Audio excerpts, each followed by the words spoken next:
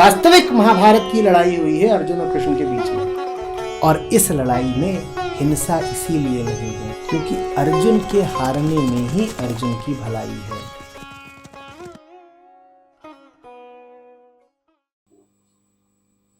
वेद कोई किताबें नहीं हैं,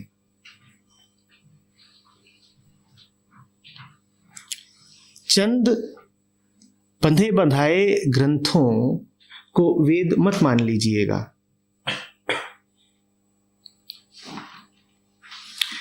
हम जिन्हें वेद कहते हैं वो वेदों के उदाहरण भर हैं, वो भी वेद हैं, वो भी वेद हैं।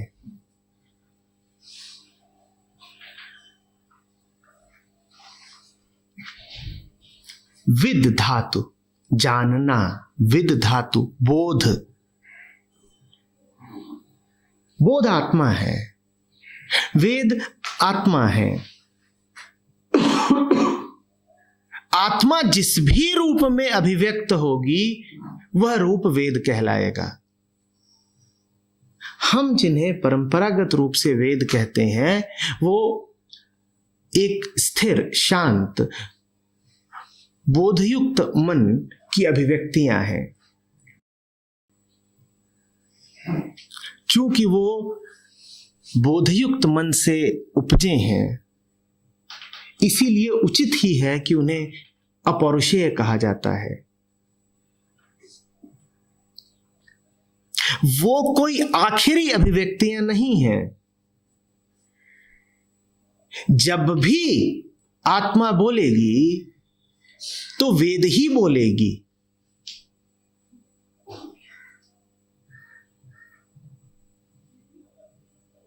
स्थिर और निर्मल मन से जो भी वचन उद्भूत होगा, जो भी कर्म फूटेगा वो वेद ही होगा।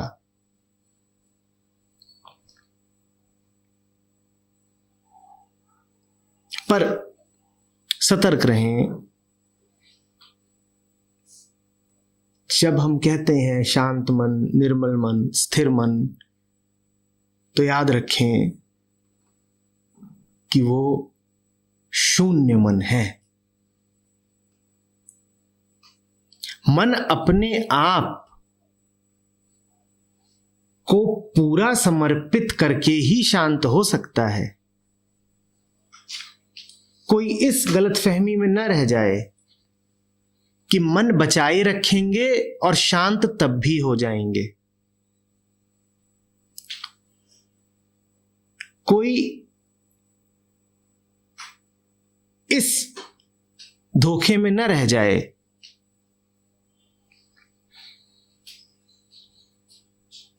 कि कीमत पूरी चुकाएंगे भी नहीं और स्थिरता घर ले जाएंगे। वो बहुत बड़ी चीज है, आपकी जेब में नहीं समाएगी।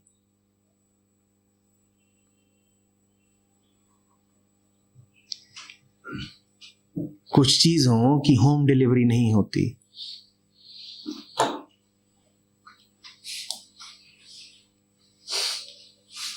जाना पड़ता है, आत्मोत्सर्ग करना पड़ता है, तब वह महत् वस्तु उपलब्ध हो जाती है। बस वो वस्तु ही बचती है। आप तो दे चुके अपने आप को पूरा, आप नहीं बचते।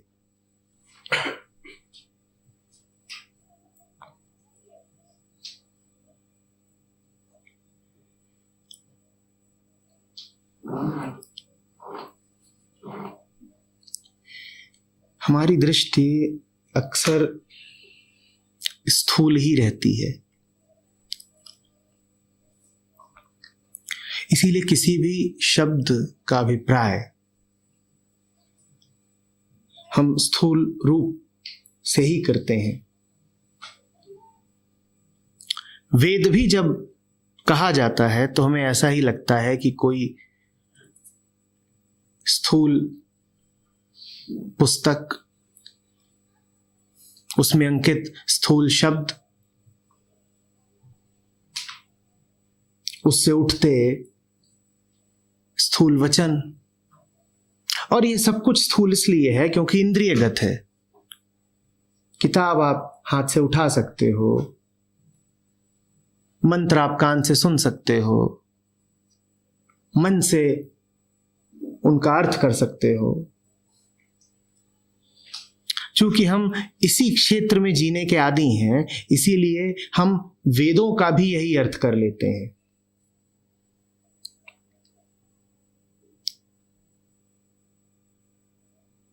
बड़ी विचित्र सी बात है, लेकिन आप किसी पुस्तकालय में जाएं और वहां किसी से पूछें कि वेद कहां है, वो तुरंत किसी दिशा में उंगली दिखा के इशारा कर देगा। इससे क्या पता चलता है कि उसने वेद को क्या समझ रखा है? कुछ ऐसा जो किसी जगह रखा जा सकता है, कुछ ऐसा जो समय और स्थान की पाबंदियों का गुलाम है, वो रखा है वेद।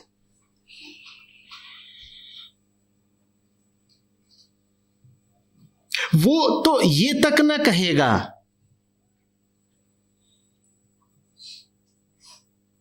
कि अष्टावक्र गीता वेद है, कि भगवत गीता वेद है, कि बाइबल वेद है, कि धम्मपद वेद है, कि आदि ग्रंथ वेद है। नहीं, वेद तो 4 ही होते हैं, 5वां नहीं। मूढ़ता है ये।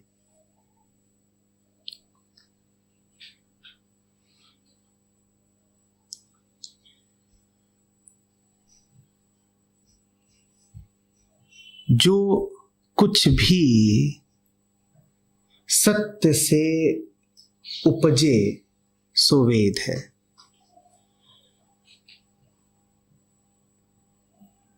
और दूसरी दिशा से यदि कहें तो सत्य से भरी आंखों से जब देखा जाए तो जो कुछ भी दिखे सो वेद है। दोनों बातें एक ही हैं, पर 2 विभिन्न दिशाओं से कह रहा हूं।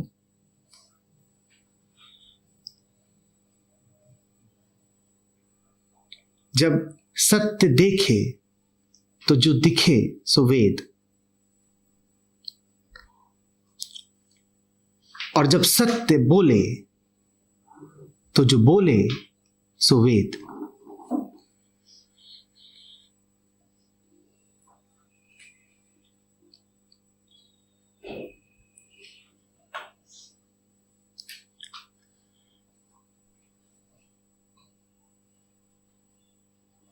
एक अर्थ में वेदों को बहुत बहुत बहुत पुराना होना ही पड़ेगा। पुराना अतीत के अर्थ में नहीं, क्योंकि अतीत समय है। पुराना इस अर्थ में कि वो समय के पार के हैं। पुराना इस अर्थ में कि आप कितना भी पीछे चले जाएं, आप उनका स्रोत नहीं पाएंगे। आप पता नहीं लगा पाएंगे कि कहां से आ रहे हैं। और दूसरे अर्थ में वो बिल्कुल नए हैं, बिल्कुल ताजे हैं।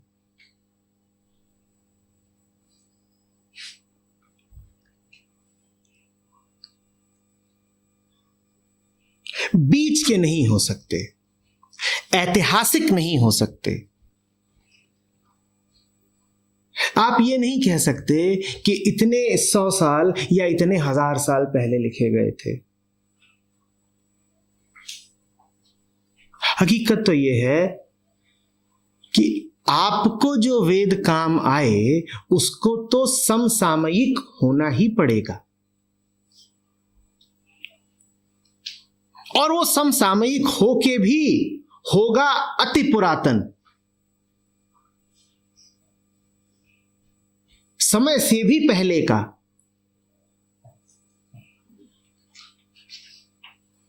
इतना पुराना।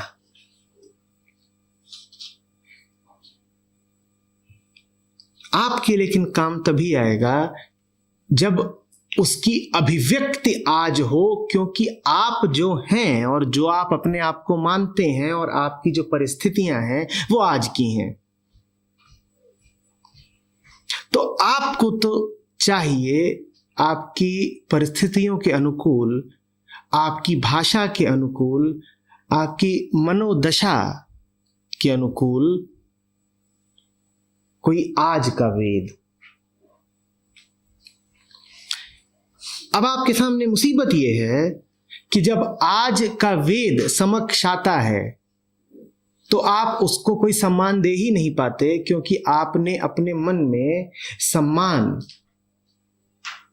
तो कुछ पुरानी किताबों के लिए आरक्षित कर रखा है।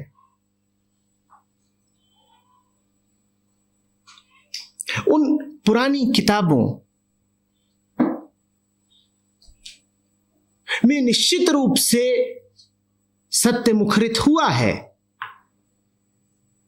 पर क्या आप में पात्रता है उस भाषा को समझ पाने की, उस संदर्भ के साथ एक हो पाने की जिस संदर्भ में वो बातें कही गई हैं?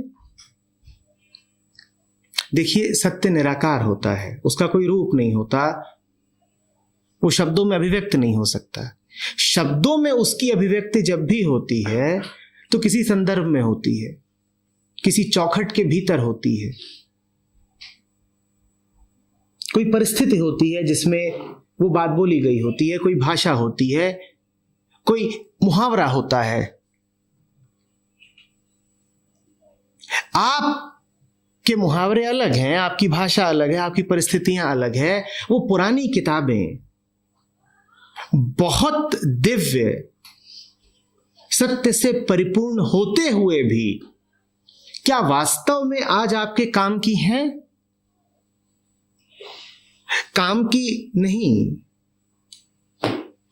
लेकिन फिर भी आपने अपनी स्थूल दृष्टि के चलते मात्र उन्हें ही सम्मान का पात्र बना रखा है। वो आपको समझ में भले ना आए, उनकी भाषा भले किसी और जमाने की हो, उनके उदाहरण, उनमें वर्णित व्यवस्थाएं भले ही आज कहीं पाए ना जाते हों, लेकिन फिर भी आप कहेंगे कि वेद तो यही है, क्योंकि हम तो कुछ खास किताबों को ही वेद मानते हैं। और आज जब जीवंत वेद आपके सामने आएगा तो आप उसकी कोई कदर नहीं कर पाएंगे।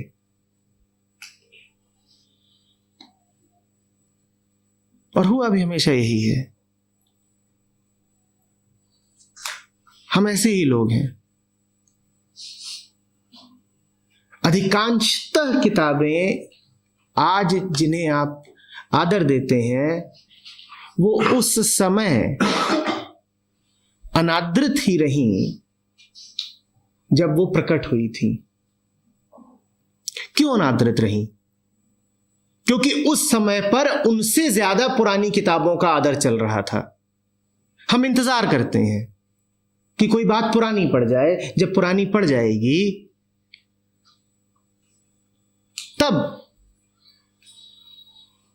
हम उसे ग्रहण करेंगे, तब हम उसे इज्जत देंगे।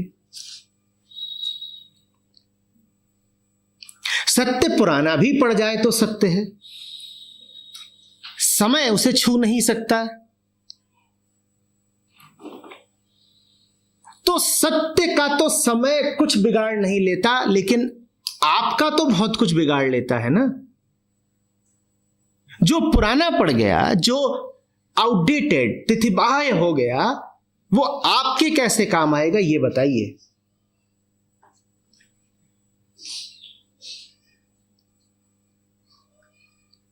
वेदों की ऋचाओं में संपूर्ण सत्य आज भी गूंज रहा है।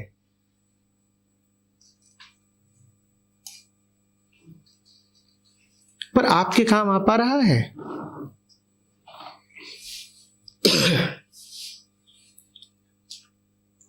उस समय का न वैसा जीवन था जैसा आज का है। उस समय न वो विचारधाराएं थीं जो आज की हैं। उस समय न वो जटिलताएं थीं जो आज की हैं। न विश्व की इतनी जनसंख्या थी, न विज्ञान की और प्रौद्योगिकी की वर्तमान अवस्था थी, न ज्ञान का यह समूचा भंडार उपलब्ध था, न वो सारी वैश्विक समस्याएं थीं जो आज हैं।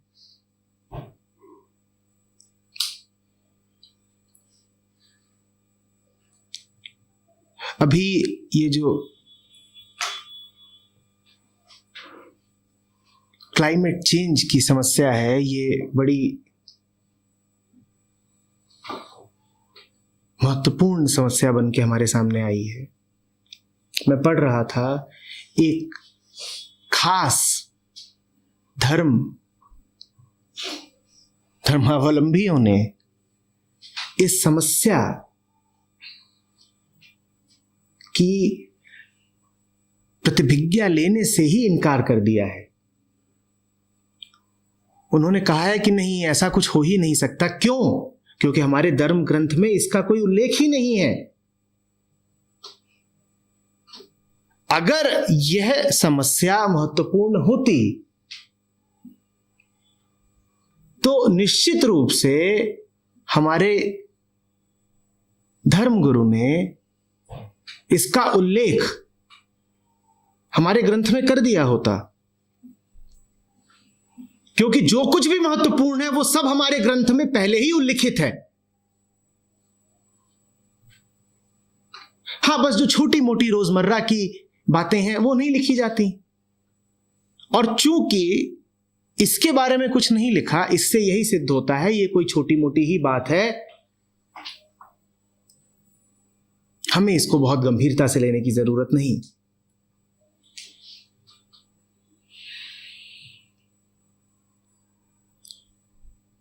वो ये नहीं समझ रहे हैं कि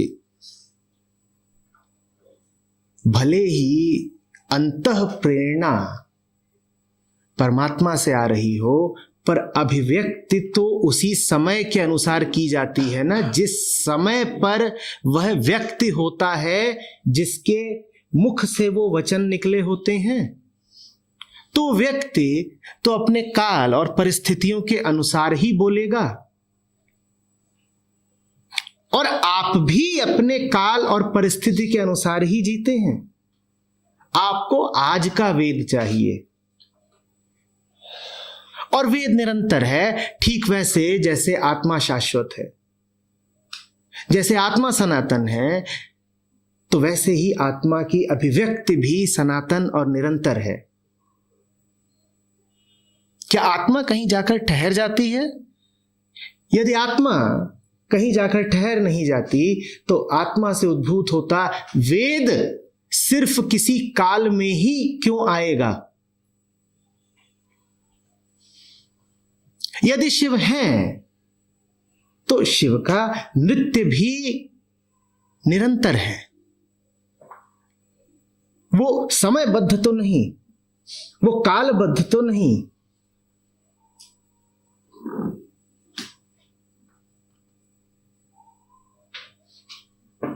ध्यान यदि दें आप तो पक्षियों के कलरव में आपको उपनिषद सुनाई देंगे। वेद आज भी हैं। ध्यान यदि दें आप तो झरने का संगीत, बच्चे की किलकारी,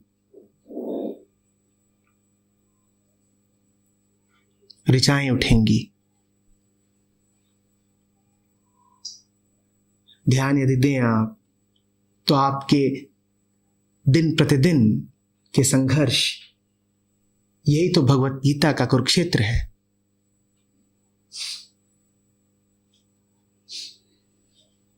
आपको श्लोक सुनाई देंगे और वो श्लोक समसामयिक होंगे, आज के होंगे, वो आपके ज्यादा काम आ पाएंगे।